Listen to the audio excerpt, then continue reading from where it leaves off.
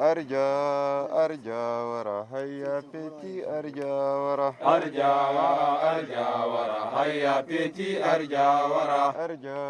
Arjawara, Haya Peti Arjawara. Arjawara, Haya Peti Arjawara. Kadas Nadama Tagdara, Haya Peti Arjawara. Kadas Nadama Tagdara, Haya Peti Arjawara. Esfor Nadama Tagdara, Haya Peti Arjawara. Esfor Nadama Tagdara, Haya Peti Arjawara. Arjawara, Haya Peti Arjawara. Sur Azakuma, au total, on a perdu 27 gardes, dont notamment 6 l'année dernière. Ces gens-là sont d'un courage exemplaire. Ils risquent leur vie tous les jours, que ce soit dans le parc ou à l'extérieur du parc. On se considère en situation rouge. On risque sa vie à chaque pas et à chaque moment. Et ces gens-là l'acceptent et le font. Pour sauver le parc, pour sauver les éléphants, pour leurs familles et leur patrimoine. Il ne faut pas se voiler la face. Le risque quotidien, c'est la mort, tous les jours.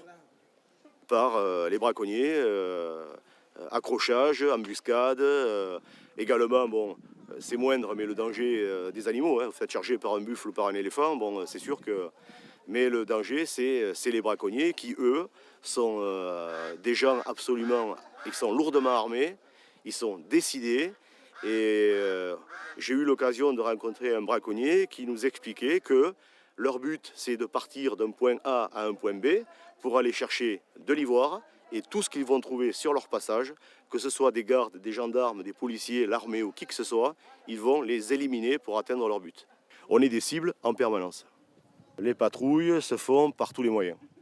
Voiture, cheval, moto, à pied. Donc le parc est sillonné dans tous les sens.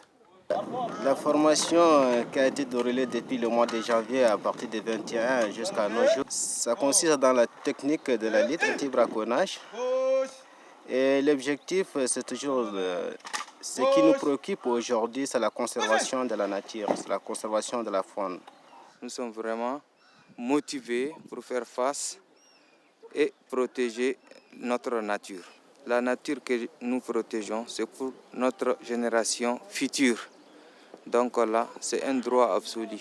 Nous avons le droit de les protéger en chair et en os. Ça motive parce que je veux dire, quand on voit ces gens-là qui partent tous les jours en patrouille, par toutes les conditions atmosphériques, la chaleur, en plein soleil on passe les 50 degrés, en saison des pluies il y a de l'eau partout, on ne peut pas accéder. C'est vrai que ça motive de voir des gens aussi motivés. Voilà. C'est leur motivation qui me motive. Je pense que quand je rentre en Europe et qu'on parle de ces problèmes-là, je ne pense pas que l'opinion soit encore assez mobilisée et assez motivée pour comprendre encore ces choses-là. Je crois qu'effectivement, le problème des éléphants, il faut en parler tous les jours. Le problème du braconnage, il faut en parler tous les jours.